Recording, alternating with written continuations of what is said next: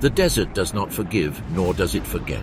In North Africa, between 1941 and 1943, two armies met on a sandboard that stretched thousands of kilometers from the Mediterranean to the impassable depressions of the Sahara. One was the Afrika Korps, a small, mobile, almost unstoppable German expeditionary force, commanded by a man whose own enemies named in a low voice as if pronouncing it out loud brought bad luck. The other was the British Eighth Army, a machine that took time to start, but which, when it did, crushed everything in its path. Erwin Rommel, Bernard Montgomery, two generals more different from each other than the desert and the fog of war would allow one to imagine. One attacked before anyone expected the attack. The other built, calculated, waited, and when he struck with everything.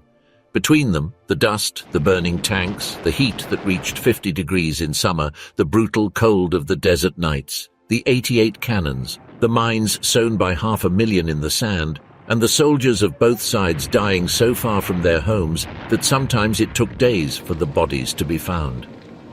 This is the story of that clash, of how the Afrika Korps came to be 100 kilometers from Alexandria with the British Empire trembling in Cairo, and of how Bernard Montgomery stopped it, broke it, and began the long way back that would end with more than 230,000 Axis men surrendering in Tunisia in May 1943. The night of March 31st, 1941 was silent in El Agheila.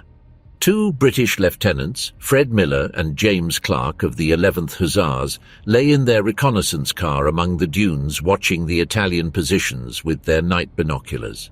The vehicle, camouflaged in green and yellow, carried on its right rear fender the emblem of the 7th British Armoured Division, a red jerboa on a white circle.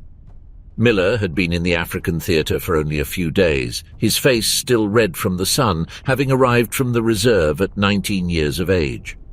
Clark told him stories about the capture of the Italian general Annibale Bergonzoli, nicknamed Electric Beard, because of his reddish beard which, according to the soldiers, gave off electric sparks. In the driver's seat, Corporal Felton had prepared dinner with spaghetti and canned cherries, loot captured on February 7th in Benghazi. No one was hungry. The Italians had been crushed during Operation Compass between December 1940 and February 1941. 130,000 prisoners, 400 captured tanks, 1,200 cannons, 10 Italian divisions destroyed. A decade of Italian colonial conquest annihilated in 10 weeks by a British force 4 times smaller in number. General Richard O'Connor, who had executed that advance, stated later that if they had reached Tripoli that winter, the war in Africa would have ended in 1941. They did not reach Tripoli. The troops were redirected to Greece. And the man who would take advantage of that decision had arrived in Tripoli on February 12, 1941. Erwin Johannes Eugen Rommel. Born on November 15, 1891, in Heidenheim, Württemberg, the son of a teacher. A soldier since the age of 18, decorated with the Pour le Mérite in the First World War for actions in the Battle of the Isonzo in Italy, where with a column of 150 men, he captured more than 9,000 Italian soldiers in 3 days. In 1940, he had led the 7th Panzer Division through France with such speed that his own superiors lost his track for days. It was the Ghost Division. Churchill personally described him before the House of Commons in January 1942 as a great general beyond the havoc of war. Rommel arrived in Africa with the rank of Generalleutnant, equivalent to Major General, and with the Knight's Cross with oak leaves he had won in France. He was, in the hierarchy of the German army at that time, the second most decorated officer, behind only a mountain general. The decoration was the least of it. What he brought with him was a way of making war that the British in Africa had not yet seen up close. Command from the front, speed as doctrine, deception as the first weapon. His orders were strictly defensive. Berlin and Rome agreed. The Deutsches Afrika Korps, the DK, had been officially created on February 11, 1941, to stabilize the front in Tripolitania, bolster the demoralized Italians, and nothing more. There were no offensive plans. The German High Command was consumed by the preparation of Operation Barbarossa, the invasion of the Soviet Union scheduled for June. Africa was, in Hitler's vocabulary, a necessary but secondary distraction. On November 12, 1940, the Führer's Directive No. 18 had established that German forces in Africa would operate solely as eventual and limited support to the Italians, and only if they reached the Mersa-Matruh line. Rommel read his orders, and then he began to plan an offensive. The DAK in its beginnings was remarkably small for the legend it would build. The 5th Light Division, which would later be transformed into the 21st Panzer Division and the 15th Panzer Division. They were recruited mainly from the 3rd Panzer Division, without any specific training program for fighting in the desert. A detail that Colonel Jesus Martinez de Merlon, in his analysis of the Afrika Korps, explicitly underlined. It was a myth that these troops had been selected or prepared for desert warfare. They arrived as a conventional motorized corps at a theater of operations that resembled no other place on Earth. To compensate for his numerical inferiority, Rommel employed psychological warfare from the first day, with an inventiveness that left the Allied intelligence services bewildered. He had aircraft engines mounted on trucks to kick up dust clouds that simulated non-existent armored columns. His reconnaissance technicians, the same ones who in France had used similar tricks, built cardboard silhouettes in the shape of Panzer IVs that were placed on Volkswagens, and he circulated false information through sources that he knew the British intelligence services monitored. General Archibald Wavell, commander of the Middle East, received reports from his agents in Berlin saying that any German offensive before the end of May was impossible. Hitler had expressly ordered it. The reports were correct. The agents were reliable. Hitler had indeed ordered it. The problem is that Rommel did not listen to him. On March 31, 1941, Rommel attacked. He attacked with half of the tanks he should have had. The 15th Panzer Division had not yet arrived in its entirety. The vehicles broke down during road movements with a frequency that drove the engineers to despair, and Rommel himself would later point out that after 15 kilometers of marching, half of the tanks had already been lost due to mechanical breakdowns, and the Afrika Korps had around 40 Panzer III and 10 Panzer IV to start the campaign. The Panzer III carried 50mm cannons. The Panzer IV, 75mm short-barreled cannons, superior in power but not yet in the long-barreled variant that would appear later. Opposite them, they had the 2nd British Armoured Division, weakened because its best units had been sent to Greece.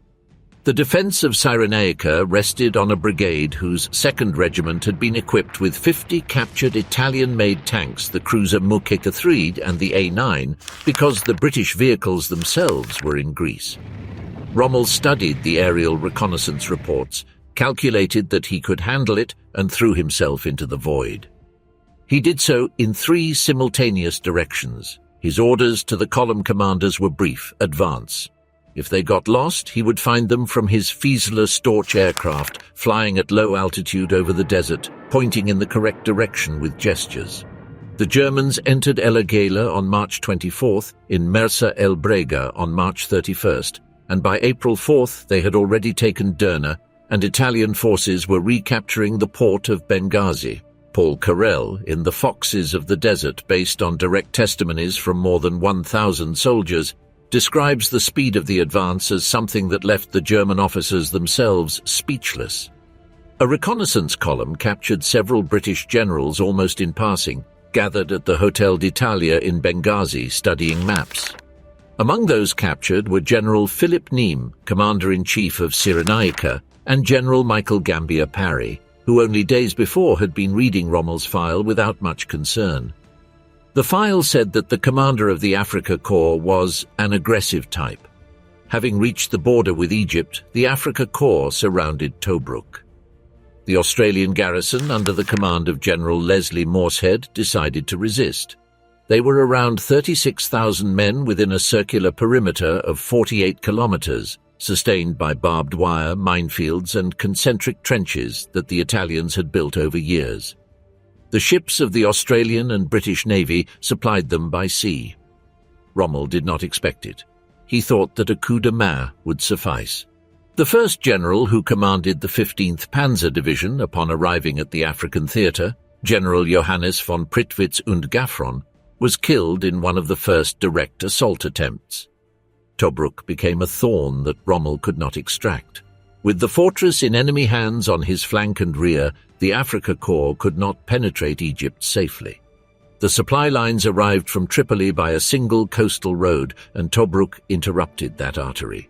Meanwhile, Berlin sent furious messages. Rommel had disobeyed direct orders, but he had won Cyrenaica, and winning armies do not receive courts-martial. The problem of the Afrika Korps was not bravery or tactical leadership.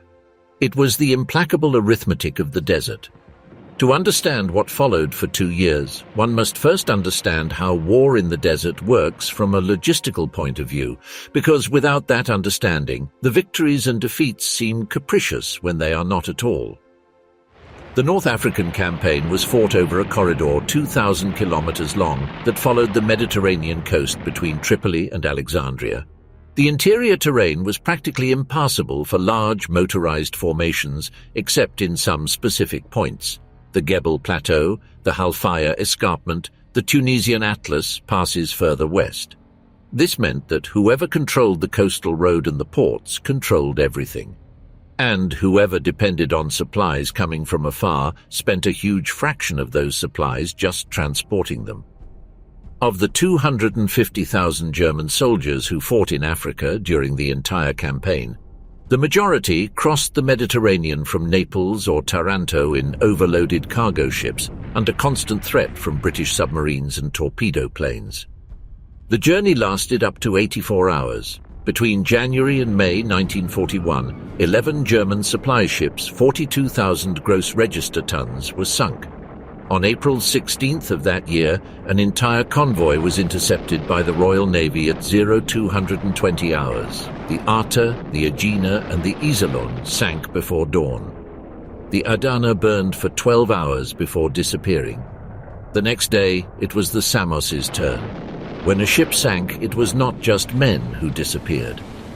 On July 22, 1941, the vessel Preussen was sunk by a direct bomb hit near Pantelleria. It carried 600 soldiers, 6,000 tons of ammunition, 1,000 tons of gasoline, 1,000 tons of provisions, 3,000 mail bags, and 300 vehicles of all kinds, including the first examples of the 4,000-pound bombs intended for the Luftwaffe and the first battery of 21-centimeter cannons. 200 soldiers and sailors did not reach Africa. The Preussen was one among dozens. The reason for all this was called Malta. The rocky island, 350 kilometers from Tripoli and 90 from Sicily, was the naval and air base from which the British attacked all Axis convoys. Their submarines, their torpedo planes, and their bombers operated from caves carved into the limestone rock, protected from air attacks by a depth of rock that no bomb could reach.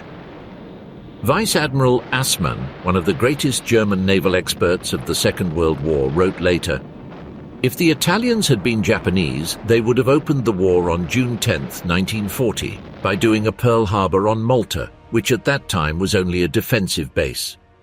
But the Italians were not Japanese.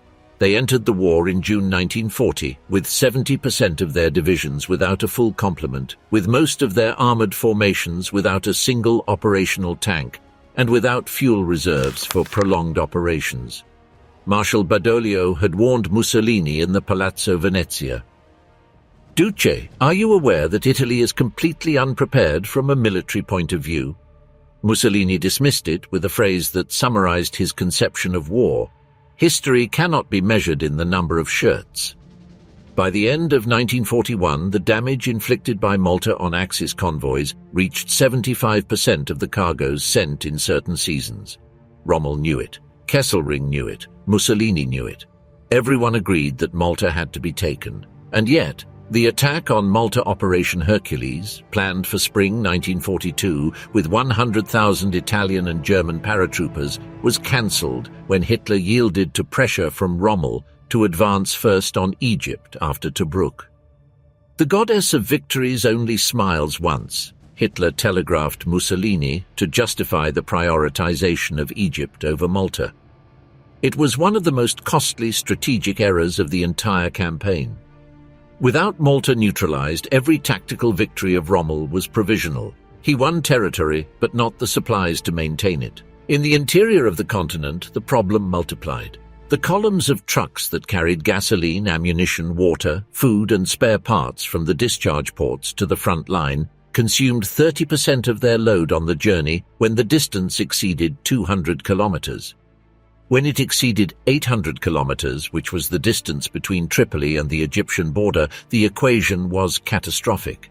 The drivers of those trucks, never mentioned in the Wehrmacht communiques, drove 100, 150, sometimes 300 kilometers daily on sand tracks, repairing 8 or 10 punctures per day in the heat that reached 60 degrees on the hoods of the vehicles. Colonel Alamein, Chief of Staff of the Afrika Korps during much of the campaign, summarized it in terms that left no room for ambiguity. Most of the fuel consumed in Africa did not reach the tanks in combat. It burned in the trucks that transported it.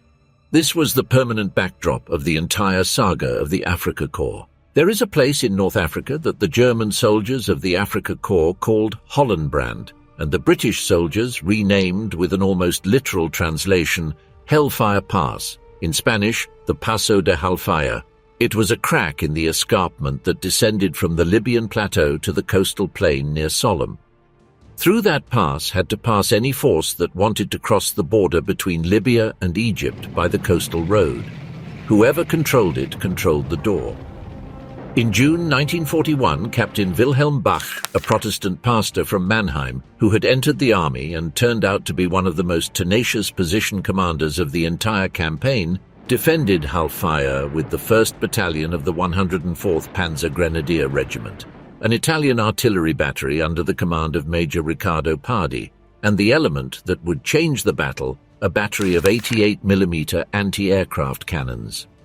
The 88mm was the weapon that the Germans had brought to Africa without entirely imagining what it would be capable of. Designed as an anti-aircraft cannon to reach targets at 8,000 meters altitude, its armor-piercing shells had enough kinetic energy to penetrate the armor of any tank in service in 1941 at distances of up to 2,000 meters. The British Matilda tanks, with their frontal armor of 78mm considered impenetrable for conventional anti-tank artillery, were destroyed with the same ease as a Panzer I. The Germans had discovered this property almost accidentally in the French campaign, when an anti-aircraft battery embedded in a hill defended itself from an armored attack out of survival instinct. On June 15, 1941, Operation Battle Axe, the British attempt to break the siege of Tobruk, reached the Hellfire Pass. The 4th Indian Division, supported by the 4th Armoured Brigade with its Matilda Mark II tanks, advanced against the German positions. Captain Bach ordered that no one fire until they had the tanks almost on top of them. The men in their trenches saw the dust advance, then the black outlines, then the clear silhouettes of the Matildas, which advanced with a confidence that reflected their faith in an armor that no known anti-tank artillery could penetrate. The Indian infantry advanced behind, as imperturbable as in a parade, according to the testimony of a German soldier collected by Carroll, convinced that the German positions had been destroyed by the previous artillery fire. The 88 opened fire at 3,500 meters. The turrets of the Matildas flew several meters into the sand. The German soldiers in their trenches, who had spent days worried about rumors about the invulnerability of the Mark II, saw with their own eyes that the cannon went through them as if they were cardboard. The captured captain in the destroyed tanks asked to see the 88. When he saw it, he shook his head. "It has nothing that distinguishes it, but nothing can stand up to it. It will be the ruin of the Mark II." He was right. The southernmost position of the Sollum front, Point 208, held by the 1st Oasis Company and Lieutenant Ziemer with his battery of 88s, repelled the attack of 70 tanks of the 7th Armoured Brigade that same day. 28 Matildas remained destroyed in front of the point. Lieutenant Pavlovich, commander of the position, had finished shaving exactly when the tanks crossed the perimeter and had given the order to wait until they were almost inside. When Ziemer asked him when to fire, Pavlovich replied, "I suggest we let the first ones pass." German losses at Hellfire during the entire Operation Battle Axe: 93 dead, 235 missing, 350 wounded, and 12 tanks destroyed. British losses: 122 dead, 259 missing, 599 wounded, and more than 100 tanks destroyed. Churchill wrote in his diaries on June 17th, "That day everything went wrong." What made the 88 legendary was not just its firepower. It was how Rommel used it, buried to the muzzle of the glen, camouflaged with nets, situated in rear positions where Allied tanks only discovered it when it was already too late to maneuver. The Germans also developed a decoy tactic. They provoked the British tanks with Panzer III fire to make them charge, lured them toward hidden 88 positions, and destroyed them when they were already within effective range and without the possibility of retreat. The tactic worked for more than a year before the Allied commanders learned to recognize it. There is a song that plays at 2157 hours, Central European time, every night from the German military radio station in Belgrade. It is the time when the men in their trenches, in their tanks, under their trucks, leave what they are doing and listen. Lili Marleen. The poem was by Hans Leip, written in 1915 during the First World War. The singer was Lale Anderson, who recorded it in 1938 without success. In 1940, in Krefeld, the non-commissioned officers of the 2nd Reconnaissance Company of the 3rd Cavalry Battalion discovered the record in a cafe and adopted it as their barracks song. One of them, non-commissioned officer Karl-Heinz Reinigen, promoted to lieutenant and assigned as head of broadcasting in Belgrade, found out in May 1941 that his comrades were now in Libya, integrated into the 15th Panzer Division. He dedicated the song to them by radio. What followed surpassed any calculation of propaganda. From the first day, German soldiers throughout Africa demanded to hear it every night. Then the Italian soldiers. Then the British soldiers, who began to tune in to the German station at the same time, attracted by a melody that crossed lines without a passport.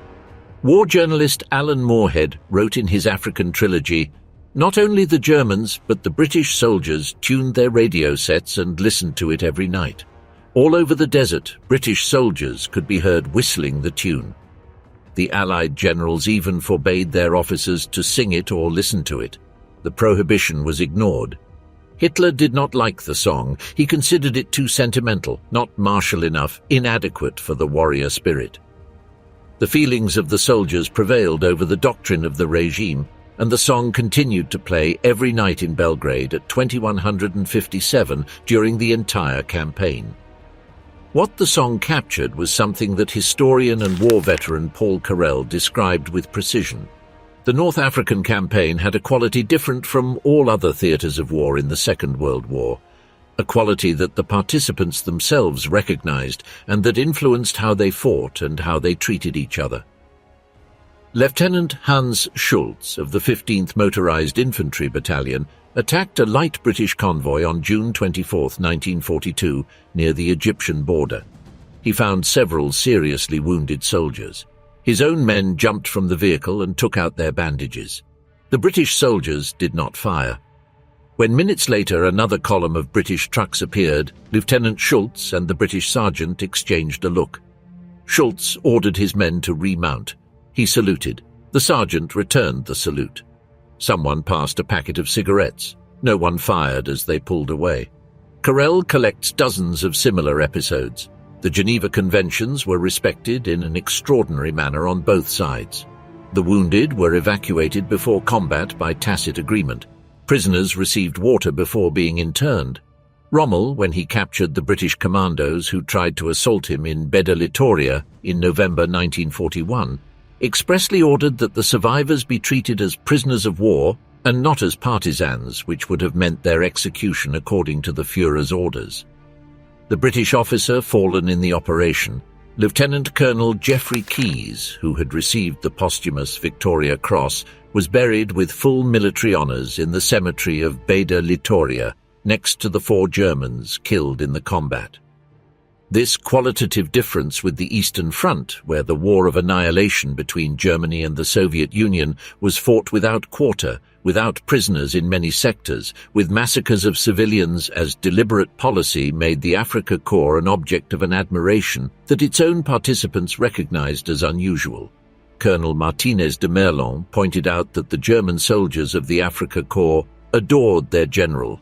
General Auchinleck issued an explicit order to his troops forbidding mentioning Rommel in flattering terms, because the name of the enemy had become a symbol of invincibility that undermined morale. During the summer months of 1941, the desert east of Tobruk remained in a strange suspense. German and Italian positions surrounded the city by land. Australian ships supplied it by sea. In the desert between the besieged garrison and the Axis lines, small, almost daily skirmishes were fought.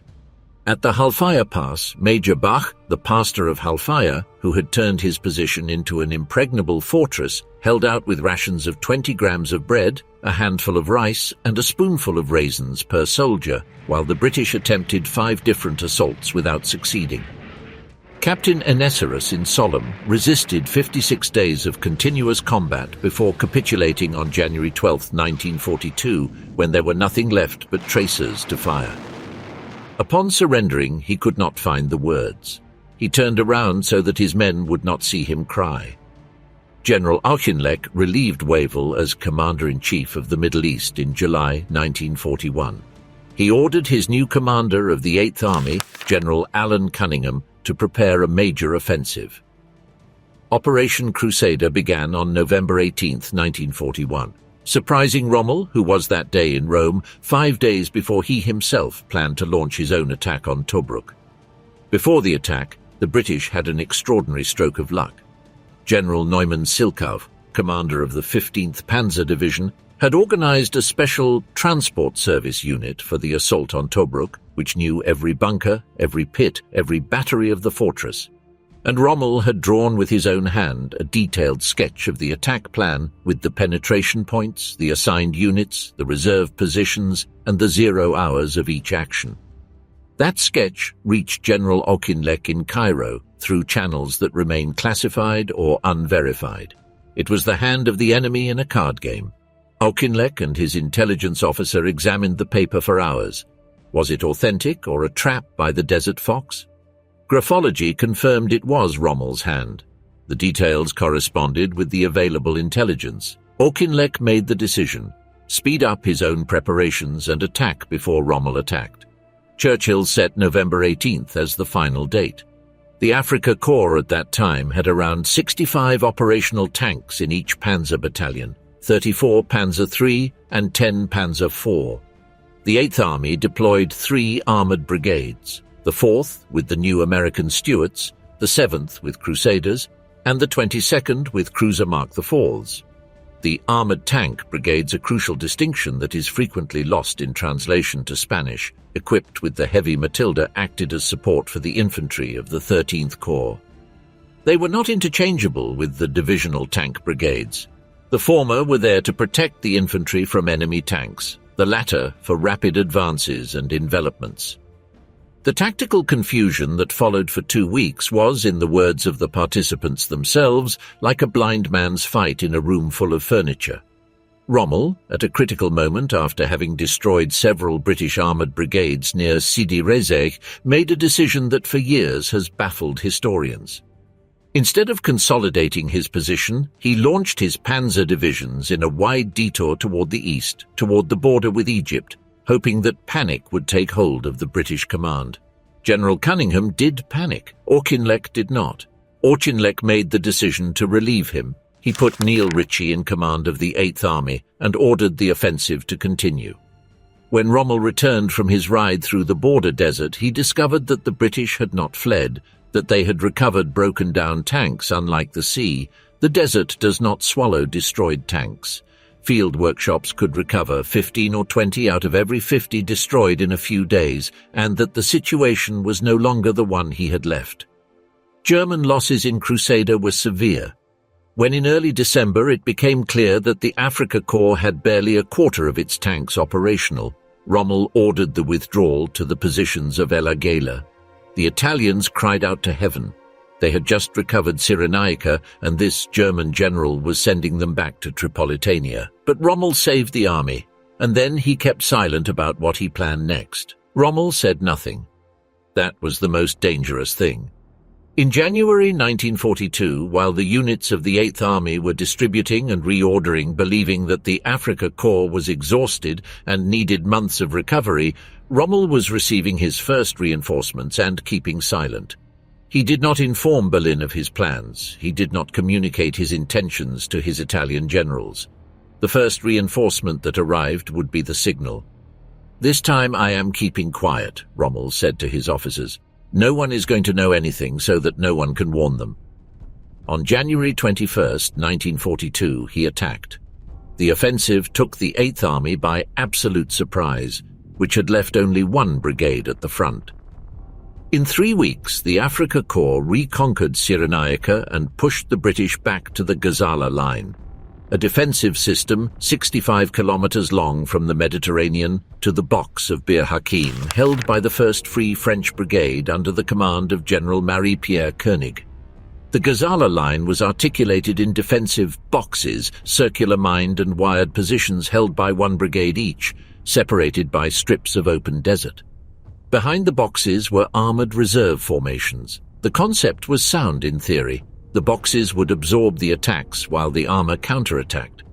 In practice, the separation between the infantry in the boxes and the reserve armor would prove fatal. Rommel attacked on May 27, 1942, with the code Venezia. At 1400 hours, the 361st Division, composed in large part of former French legionnaires who had voluntarily joined the German army, attacked the northern line frontally. It was a diversionary maneuver. The real maneuver began at 2030. 10,000 vehicles started by compass and speedometer in the moonlight, describing the Great Southern Arc around Bir Hakeim. 5 divisions advancing in the desert without roads, with the most daring soldiers lying on the front fenders to guide the drivers through the thick dust. "Step on it! Step on it!" they shouted, and then a sudden "halt!" to avoid a collision in the darkness. At dawn on the 27th, the surprise of the Afrika Korps ran into something that its intelligence services had not detected: the American Grant tanks. The M3 Grant, with its 75mm cannon in a hull mount, not in a turret, could destroy a Panzer III from 1,800 meters. The Panzer III responded effectively up to 1,000 meters. The difference of 800 meters in effective range was the difference between living and dying. Captain Rommel, the Lion of Capuzzo, advanced with the 8th Panzer Regiment and received hits he did not understand. He raised his binoculars.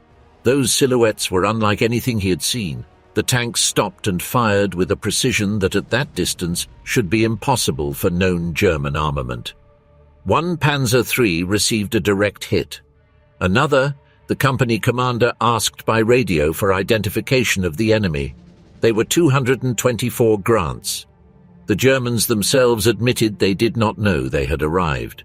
The Afrika Korps spent days in a situation that bordered on catastrophe. On May 28th, Rommel found himself completely surrounded with his staff. The Afrika Korps transport fleeing in all directions before the Allied armor and without supporting artillery because the batteries could not keep up the pace of advance. Colonel Wultz gathered the only 88 cannons available, 3 of them from the anti-aircraft battery of the Corps headquarters, and built a wall of fire of 2 kilometers in front of the Allied tanks. In that improvisation was born one of the defining tactics of the Afrika Korps, the 88 line as emergency anti-tank containment, which would save the Army Corps at that moment and on several more during the following months. Bir Hakeim resisted for 16 days. The Free French soldiers, many of them Spanish refugees from the Civil War who had found in the Free French Army a way to continue fighting against fascism, endured Luftwaffe bombings and motorized infantry attacks under a heat that made the weapons too hot to touch with bare hands. General Koenig received the breakout order on June 11th. More than 2,700 of the 3,600 men escaped in the night. On June 21st, 1942, Tobruk fell. In the center of the operations of the fortress of Tobruk, the garrison of more than 33,000 men had been resisting for 9 months when the Germans broke the defenses on June 20th, 1942. Rommel had learned from his previous failures. This time he did not send columns toward known strong points. He identified a sector of the southern defense where the mined perimeter was less deep, bombed it with the Luftwaffe and artillery for hours, and launched the panzer divisions directly into the interior of the fortress before the defenders could reorganize. The city fell on June 21, 1942.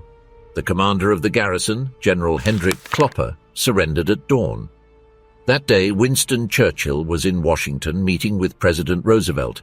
A White House official approached with a telegram while the two leaders were talking. Churchill read, "Tobruk has surrendered, with a garrison of 33,000 men." Roosevelt observed Churchill's face, which did not flinch outwardly, and asked him, "What can we do to help you?"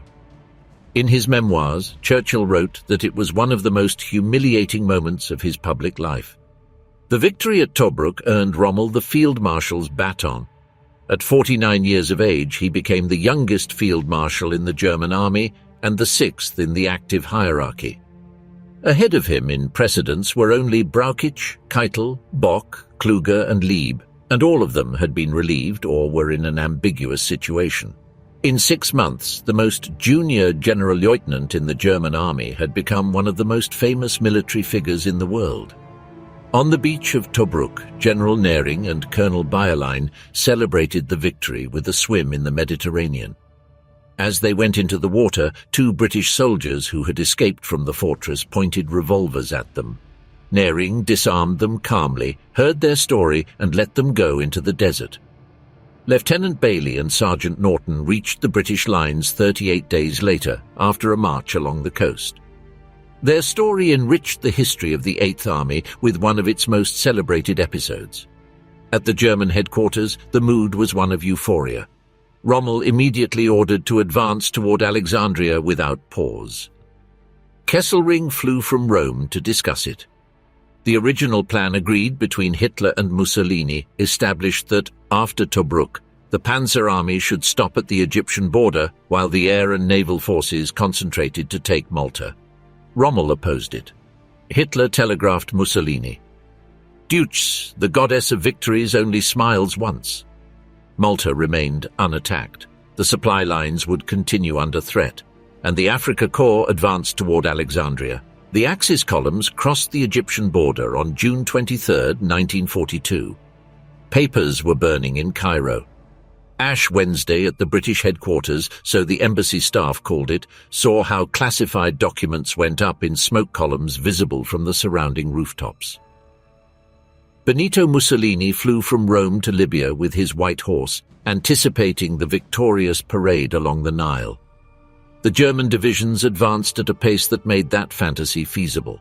The first advance unit, the Brielle Kampfgruppe of Captain Brielle, with its 40mm, 50mm cannons and 4 10.5cm batteries, received Rommel's order to advance to the outskirts of Alexandria without stopping. Brielle reached El Daba, 100 kilometers from the city, before the exhaustion of the men and the failure of the vehicles stopped him. From his position, the distance to Alexandria was 60 kilometers, but the tanks were at the limit. The men had been fighting for weeks without real rest.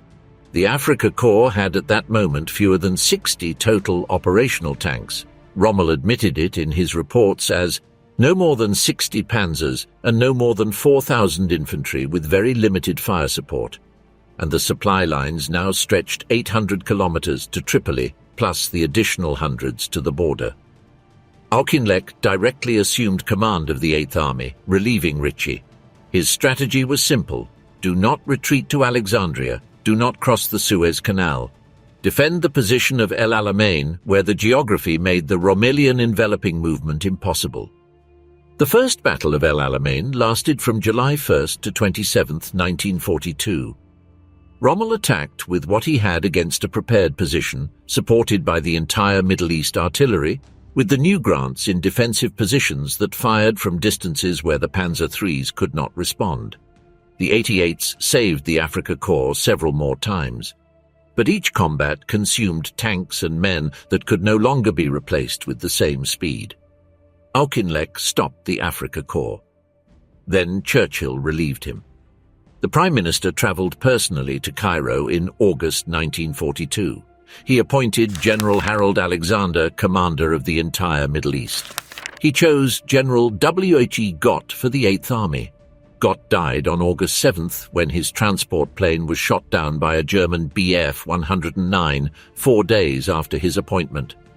It was then that Bernard Montgomery arrived. The troops laughed when they saw him arrive. Bernard Montgomery was 54 years old, was of average height, thin, with a sharp face that did not invite immediate camaraderie. He arrived at the 8th Army headquarters on August 13, 1942, with shorts and a double-badge beret, a detail of protocol that no normal general would wear like that. He seemed eccentric.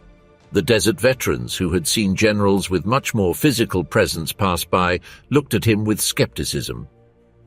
Montgomery had been born in 1887, the son of an Anglican bishop. He served in the First World War, where he was wounded in the chest by a sniper at Ypres and came so close to death that he was included in the casualty list before surviving. That experience in trench warfare, the butchery of poorly prepared attacks, the casualties due to command incompetence, marked his military philosophy forever.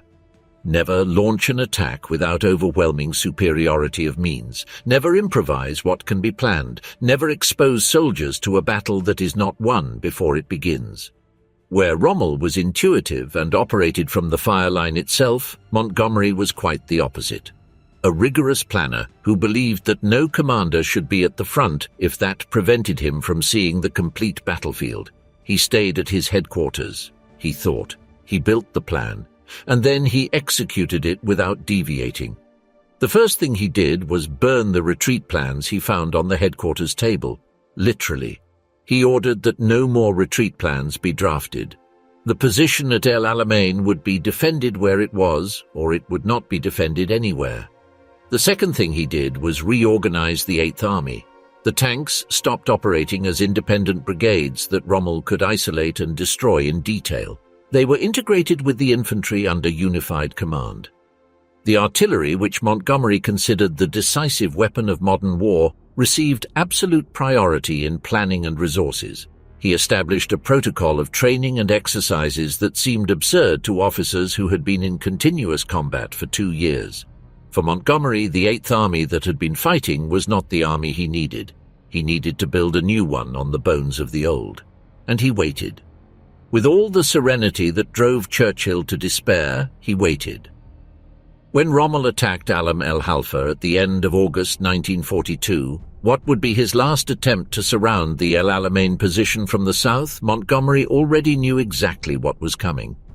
The intelligence services of the 8th Army, fed by Operation Ultra, which decoded the encrypted messages of the Afrika Korps, provided detailed information on the Axis movements. Alam el-Halfa awaited Rommel with dense minefields, prepared artillery positions, and Grant tanks in defensive positions from which the 75 cannon reached the Panzer IIIs before these could get into effective range. The Germans and Italians suffered severe losses and retreated. Rommel fell ill, infectious hepatitis, high blood pressure, exhaustion. He returned to Wiener Neustadt to recover. General Georg Stumme took command of the Panzer Army Africa. Montgomery continued building. Along the 50-kilometer front that went from El Alamein to the northern edge of the Qattara Depression, the Axis sappers spent the month of October sowing mines, 500,000 mines. They called them the Devil's Gardens. They were strips between 7 and 8 kilometers deep, with mixed anti-personnel and anti-tank mines. The Germans called them Devil's Eggs. Small, pressure-activated, with detonators so sensitive that the movement of sand caused by a nearby explosion could activate them. The German engineers developed the dispersal pattern to maximize casualties among demining personnel, anti-tank mines surrounded by S-mines, jumping Bettys that jumped when activated to explode at waist height. Manual extraction was a watchmaker's job performed on one's knees in the darkness, under fire. Behind the Devil's Gardens waited the 2 panzer divisions as mobile reserve, protected by artillery batteries and defensive infantry chains. The Axis force at the start of the battle was 103,000 men, 49,000 Germans and 54,000 Italians, with 548 tanks, 552 field guns, 1,063 anti-tank guns, 7,000 vehicles, and 350 planes. The Panzer Army Afrika was frozen in a defensive position, without fuel for major maneuvers, without the possibility of significant reinforcements from Berlin. Operation Blue on the Russian front absorbed all reserves, without the initiative that had been Rommel's most effective weapon. The Allied force that Montgomery had built during 10 weeks was something else. 220,000 men, 1,230 tanks, more than 1,200 field guns, 1,451 anti-tank guns, 13,000 armored and semi-armored vehicles, 1,585 planes against the 350 of the Axis. The American M4 Shermans, 224 of them, arrived in convoy from the United States with their high-velocity 75mm cannon equipped several armored brigades. The Germans themselves, according to testimonies collected by Carroll, claimed not to know they had arrived. But the Germans also had the first Panzer IVs with long-barreled cannons, the same 75mm caliber, although in smaller numbers. The Panzer Grenadier Regiments 125th, 104th, 382nd, and 433rd were the backbone of the defense. They had built positions with stone parapets and sandbags, clear fields of fire, buried observatories. The veterans of the 104th, who had been in Africa for almost 2 years and had fought from El Aguila to El Alamein, passing through Halfaya, Tobruk and Gazala, were probably the most experienced infantry soldiers in the entire African theatre of war. And Rommel was in Austria, ill, recovering. The most powerful Panzer Army Afrika in the history of the campaign, facing the most powerful Eighth Army in the history of the campaign, and the general who had built it was not there. At 21:40 hours on October 23, 1942, the sky over El Alamein turned into fire. More than 1,000 British cannons opened fire simultaneously. For 20 minutes, the largest concentration of artillery in the African theatre of war hammered the Axis positions along the entire front. The rumble was audible in Alexandria, more than 100 kilometers to the east. The ground vibrated. The German and Italian soldiers in their trenches kept their heads down and counted the seconds between each salvo, trying to establish if the fire came from fixed pieces or moving batteries, if the caliber was field or heavy, if counter-battery was imminent. This was Montgomery's signature. Not the Rommelian coup de main that caught the enemy before they could react. This was organized, calculated raw power, accumulated during weeks of logistical preparation and deployed at the exact instant that Montgomery had decided months before. Rommel attacked with what he had. Montgomery attacked with what he needed. The attack plan of the Eighth Army, called Operation Lightfoot, had been refined for weeks. The Alamein Corps, with 5 infantry divisions, the 9th Australian of General Morshead in the north, the 51st Highland under the command of General Wimberley, the 2nd New Zealand of Freiburg, the 1st South African and the 4th Indian, would attack in the northern sector to open 2 corridors through the minefields. The ex-Armoured Corps, with the 1st and 10th Armoured Divisions and more than 700 tanks, would push through those corridors to reach open ground on the other side and destroy the Axis armoured reserves in the open field. It was an infantry battle. Montgomery had decided so from the beginning. His reasoning was as follows. What maintained the entire defensive position of the Axis was the German infantry. If he destroyed it battalion by battalion, the position would collapse from within. It was the opposite of the Rommelian war of movement, a methodical, terrible, deliberate butchery. The work of the sappers of the Royal Engineers was epic and silent. They advanced through the corridors on all fours, probing the sand with bayonets, extracting mines one by one, working under German counter-battery fire that searched for the corridors with systematic precision. The infantry soldiers followed the sappers at a distance of 1 meter. The tanks of the X-Corps followed the infantry. Everything advanced at walking pace because the sappers could not go faster. The columns stretched kilometers back into the darkness, motionless, under fire. In the sector of the 382nd Panzer Grenadier Division, the integrated Italian battalions 1st/62nd, 2nd/62nd, and 3rd/62nd abandoned their positions under the first assault. Captain Krupfgans and his German battalion were left exposed to the combined attack of the 9th Australian and the 51st Highland, with the Allied tanks giving artillery support and machine gunning the positions from short distances. The Grenadiers responded with hand grenades and submachine guns. The capacity to absorb punishment of those battalions was extraordinary, but every hour there were more dead and fewer men to cover the same perimeter. The command of the Panzer Army Africa that October 23rd was marked by an unexpected tragedy.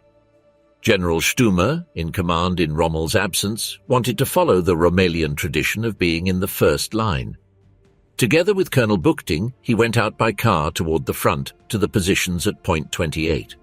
They fell into a machine gun and anti-tank artillery fire zone. Buchting received a fatal hit to the head. The driver tried to get the car out of the fire zone. Stumme, who had jumped to the outside of the vehicle, clung to the moving car. The driver did not see him fall. When a patrol from the 1st Battalion of the 125th Regiment arrived at the scene, they found the general in the sand. He had died of cardiac arrest, probably under the shock of combat. The Panzer Army Africa was without a commander on the first day of the largest offensive the African theatre had known. General Ritter von Thoma took command. That same night, from the staff in Wiener Neustadt, an urgent message went out to Austria. Rommel had to return to Africa immediately. At 0750 on October 25, 1942, Erwin Rommel was standing next to his Heinkel He 111 with registration DHYA at the Wiener Neustadt airfield. His pilot, Lieutenant Giessen, was still arguing with the meteorologist. There was no takeoff permission due to ice danger at 5,500 meters altitude. "We take off," Rommel said. The crew radio operator Hane, engineer Wolf, observer Sadrick, and Giessen himself exchanged looks. They took off for Rome. From Rome, a Dornier d'Eau 217 took them to Heraklion in Crete. From Crete, the plane landed in El Daba at 1720 hours. Rommel immediately climbed into a Fiesler Storch and overflew the front before nightfall. What he saw from the air, the smoke columns, the extension of the fighting in the northern sector, the density of the explosions, told him enough before Westphal opened his mouth to give him the situation report. On the morning of the 26th, General Ritter von Thoma handed him the detailed report.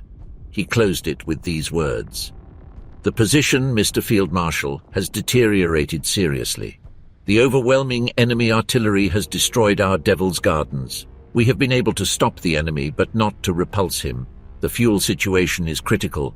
The artillery attacks and repeated bombings have decimated our troops. Only 31 tanks are operational in the 15th Panzer Division." Rommel studied the map with his hand on his chin and a furrowed brow. He ordered to concentrate all his mobile forces in the northern sector for a counterattack. But he hesitated to withdraw the 21st Panzer Division from the Southern Reserve. He could not rule out that Montgomery would also launch an attack in that sector.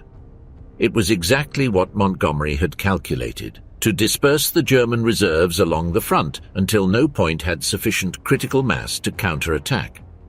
On the 25th and 26th, the Australian and Highland attackers continued to pound the northern line. Point 28, a miserable ripple of sand that did not measure more than 2 meters above the level of the surrounding desert, became the axis of the battle. It changed hands 3 times. The 9th Australian Division received casualties that Morshead described as the heaviest of the entire Australian war in Africa. On October 27th, Rommel made the decision to withdraw the 21st Panzer Division from the south and launch it against the northern sector in a counterattack. The counterattack was repelled by the artillery of the X-Corps and by the new Shermans in defensive positions. 400 Allied tanks against 80 German and Italian ones. Lieutenant Orth, of the 31st Armoured Artillery Regiment, watched from his armoured truck as the Shermans advanced, leaving fire trails. From his position, he transmitted the coordinates for the artillery by radio. His batteries fired until the barrels glowed red. Montgomery observed from his command post. He pressed where he found resistance. He changed the axis of attack when the situation required it. He had problems with his own generals. The commanders of the X-Corps delayed the advance of the armor to protect them from losses, and Montgomery threatened to relieve them in the middle of the battle. But the plan remained intact. On October 31st, he launched Operation Supercharge, a new attack in the northern sector with an hour of preparation artillery bombardment, Australian infantry attacking in front and flank, and armor following the breach. On November 1st, British tanks were on the coastal road. 400 Allied tanks against 35 operational German and Italian ones. On November 2nd, 1942, at 1300 hours, Colonel Siegfried Westphal was eating at the Panzer Army headquarters, surrounded by maps and telephones, when the aide-de-camp burst in with a paper in his hand. "An order from the Führer, Herr Oberst."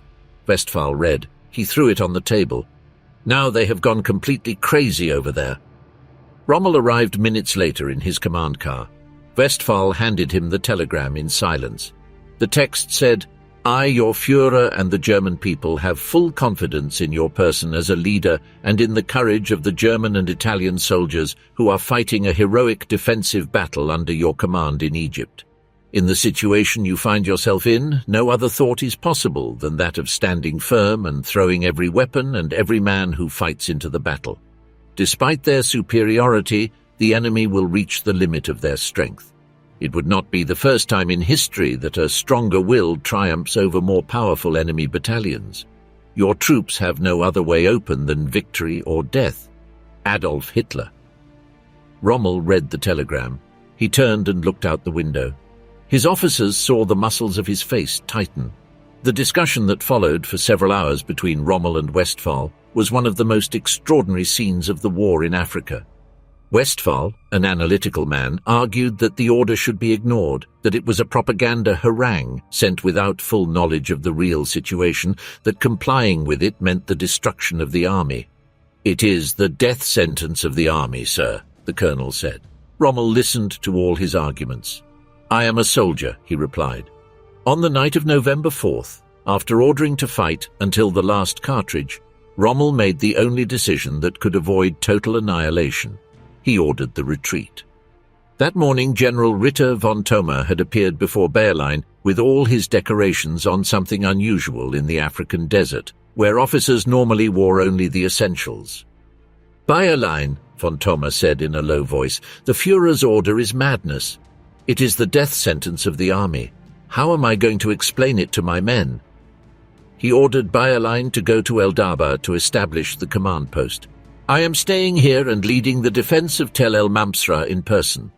And he added with a resignation that did not hide the irony, "as Rastenburg orders." Alamein thought as he moved away, "Does the general want to die?" At 1100 hours, von Thoma's aide arrived at Alamein's command post. "The general has sent me back with the radio equipment. He says he no longer needs me. In Tel el Mamsra, our tanks, anti-tank artillery and flak have been destroyed. I don't know what has happened to the general." Alamein jumped into his reconnaissance car and advanced toward the east under shell fire. In the crest of the dunes, he found a hell. Burning tanks, destroyed cannons, dead in all directions, and in the middle of all that, standing next to a panzer in flames under a rain of fire, the tall and bony figure of General Ritter von Thoma, alone, erect, waiting. British Sherman tanks had surrounded him in a semicircle. Von Thoma, 20 times wounded between the two world wars, decorated with the Bavarian Medal of Valor in the First World War, veteran of the Spanish Civil War and of Russia, stood waiting while the fire burned around him. Alamein could not reach him. Brigadier General John Harding of the X-Corps had his tank stop and got down to receive him. That night, von Thoma dined with Montgomery. On November 3, 1942, Lieutenant Ralph Ringler, in command of the 10th Company of the 104th Panzer Grenadier Regiment, wrote in his diary from a trench on the Telegraph Road between Sidi Abd el-Rahman and the coast. November 3, 1942, I am hungry and cold. Corporal Franken was blown apart by a bomb. The sun pierces the smoke. The cold has passed, but the hunger remains, and now also the thirst. We are here, some grenadiers in our holes. Every 20 meters, in some places 50, there are a few men. 2 anti-tank cannons, that is all. Company number 9 must be somewhere to the left. 8 kilometers away is the sea, and behind us nothing, and to the south nothing, and in front of us an armada of tanks. 4 tanks approached his position. The anti-tank gun was broken. The operator worked desperately on the breach. The first tank passed over the adjacent machine gun post, turned on top, crushed the trench, and buried alive the 2 men who were inside. The second stopped in front of Ringler's position. He threw a hand grenade against the turret. The grenade bounced and exploded without effect. The tank commander looked at him from the open hatch and made the gesture of a boxing referee indicating almost but no, and he went on. On the left side of the position, 5 of his men ran with their hands up toward a British tank. The company sergeant major, arrived from the Russian front just days before, led the group. His nerves had given way. "Will today be my end too?" Ringler wrote. This was the Afrika Korps on November 3, 1942. Rommel ordered the retreat that same day. On November 6, explicitly contravening the victory or death order, the Panzer Army Africa began its withdrawal to the west. What undertook that retreat had 35 operational tanks, the remains of battalions that had entered the battle with 800 men and came out with 200, and columns of wounded that the available vehicles could not reach to transport all at once. The rain that began on November 6th muddied the desert and slowed down the Allied pursuit, which allowed the bulk of the Germans to escape the trap. Montgomery was criticized by his subordinates for not pursuing with enough aggressiveness. He responded that an army that has just fought 12 days of continuous combat needs to reorganize before pursuing. He was probably right. They probably also would have caught them all if he had pushed more. We will never know. But the escape was illusory. On November 8th, while the Afrika Korps retreated through Libya, Operation Torch troops landed on the beaches of Morocco and Algeria. The trap had closed from the west. On January 23, 1943, the 8th Army troops took Tripoli. The city had been the main supply base for the Afrika Korps for 2 years, the port through which the tanks, the men, the fuel, the weaponry had arrived. The city where Colonel Alamein had spent nights studying maps with Rommel, and where Captain Meixner, head of German naval transport, had managed the convoys that Malta attacked without rest. Now the 8th Army flag flew.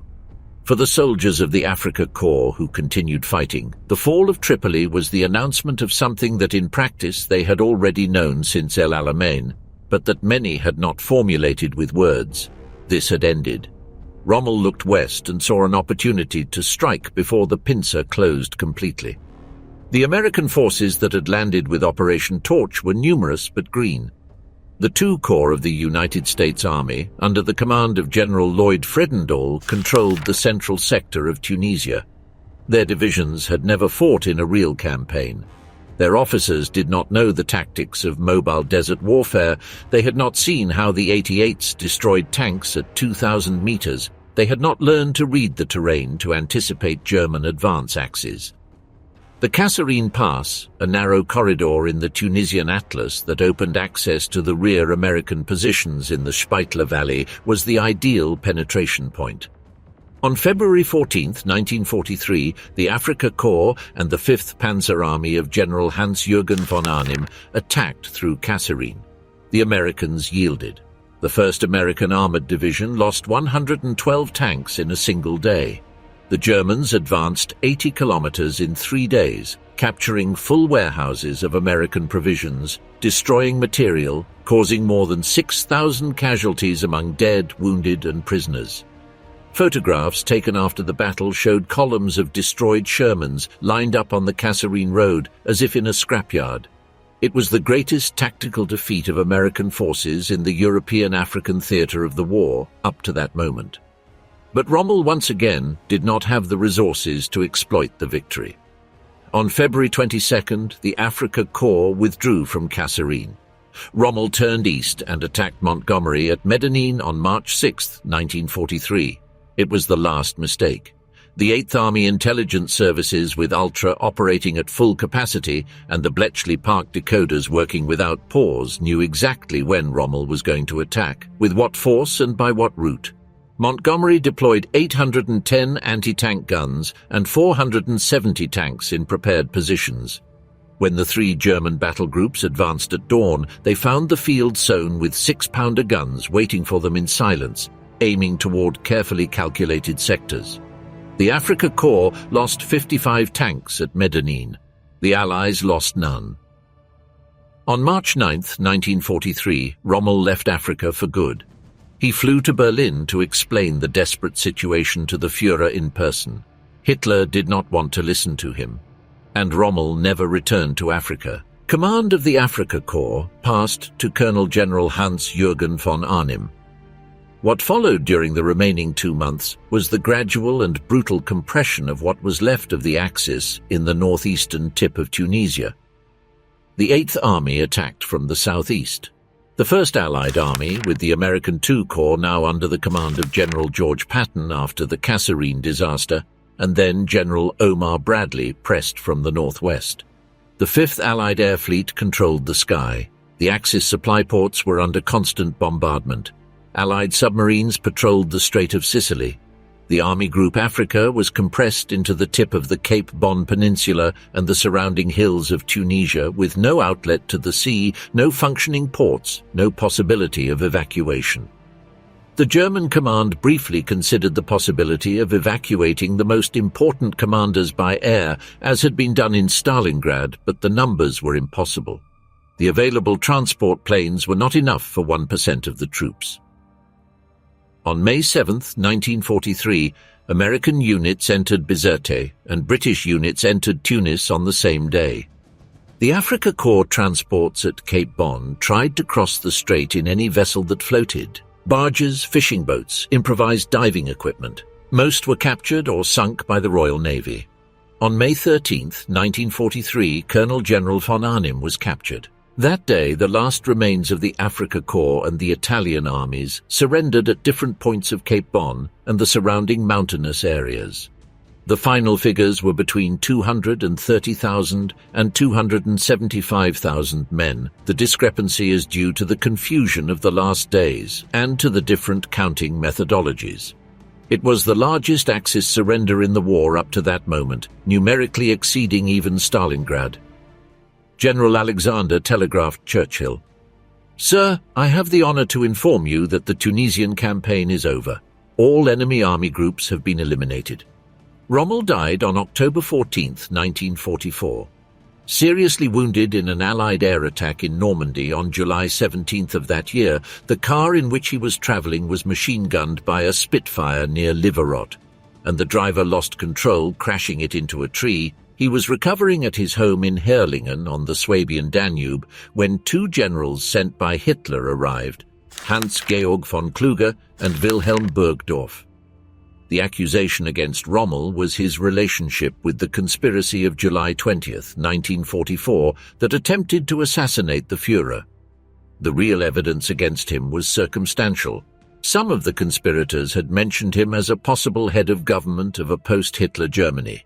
But no record exists that Rommel had given his explicit consent, nor that he had actively participated in the planning. His personal secretary, Sergeant Major Albert Bottcher, confirmed later that Rommel had never belonged to the Nazi Party, despite the pressures received during his entire career, and that his disdain for the political organs of the regime was known among his staff. Hitler offered him the alternative: suicide by poison and a state funeral, with the official promise that he died from the wounds suffered in Normandy, or a trial before the People's Court with inevitable consequences for his family. Rommel said goodbye to his wife Lucy and his son Manfred. He got into the car with the 2 generals. Half an hour later, his body was delivered to a field hospital with the diagnosis of death from complications of war wounds. The state funeral was broadcast by radio. Hitler sent a wreath. Von Rundstedt delivered the funeral oration. But the construction of the Rommel myth had begun before his death, and from an origin that would have baffled the Marshal himself. Starting from the Berlin blockade in 1948, and with the need to integrate Germany into the Western defense of NATO, the United States needed a German general who could serve as a symbol of an honorable adversary to facilitate the creation of the new federal German army, the Bundeswehr. which would take 4 more years to be constituted.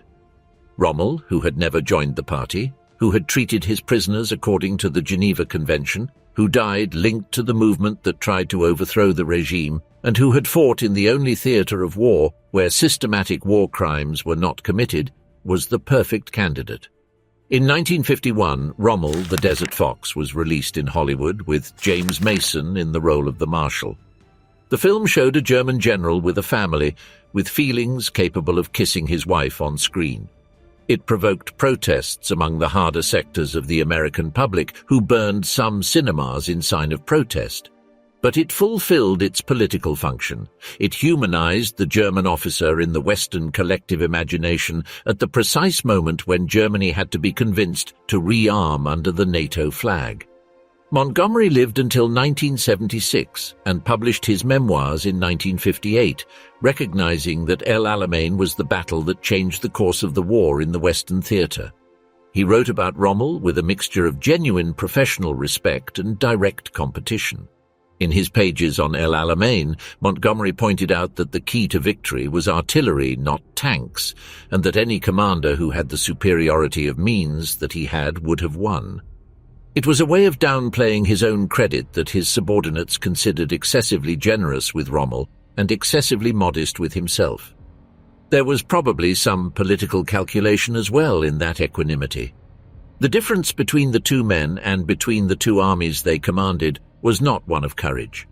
Colonel Martinez de Merlon enunciated it with precision. Rommel could never achieve the decisive defeat of the Eighth Army as a fighting force, despite having surrounded, hit and pushed it repeatedly to the east. A nucleus always escaped that reorganized and returned. Montgomery crushed it without tactical elegance, with a material power that destroyed what it found in front. The difference was resources and time. Time had belonged in the end to Montgomery. The desert of El Alamein still guards today the remains of what happened there.